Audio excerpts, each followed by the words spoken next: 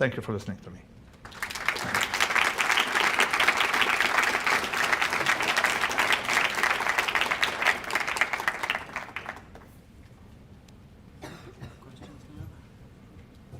Okay, we have some time left for Q&A. If you have questions, please come up to the mic. Do I stay here? Yeah, Stay here. yeah, stay there.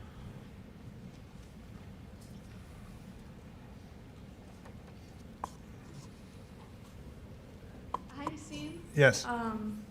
I wanted to thank you. In 2008, I was working at the Federal Reserve in their research department, and I was very tortured about the decision to pursue my PhD or not. And it was when reading The Black Swan that I decided not to, which was really an excellent decision. So Okay. thank you for that. And my question is sort of on that topic of economics, which, it's not exactly the topic, but you alluded to problems with economics. I would argue it's a fragile discipline. And I've been spending a lot of time talking to groups and thinking how to shift it. And I wonder if you think you just have to wait for this next crash maybe that's coming to really discredit it, or if you think that, it's not going to come from the professors, they're too invested in it. No. Okay, so the economics, so in other words, summarize is, you don't want to discredit scholars, I've discovered. From when you read the history of scholarship, scholarship has always had a tendency to like this parallel word. I called it in this book lecturing birds how to fly, all right? They invent the world. For example, anti-fragile tinkering, bottom-up tinkering process is behind growth in about anything, okay?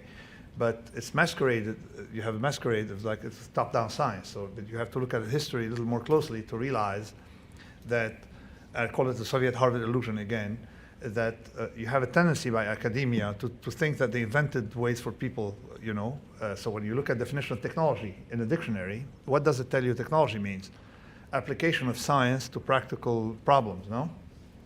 In fact, it's the exact opposite. Science tends to come from technology. And what science didn't come from technology, like Euclidean geometry, this ugly thing, all right? It came later. We were building cathedrals without Euclidean geometry, and when we start applying it, we get this ugly squares, that the ancients knew better not to have, okay? So the idea is, not to teach economists to be wise, although we have some friends like Bill Easterly who are, of course, improving the field greatly, but don't rely on them. They're never going to get wise. So the idea is to build system that can deal with mistakes made by economists, all right? That's one way. I personally say, okay, try to make some money from the mistakes they make, and that's fun. But you can't really. It's hard and a lot of work, and you have to argue with brokers and stuff. So it takes. But so eventually, we're going to have to live in a world that has some robustness built into it, and you have to separate us from errors made by professionals.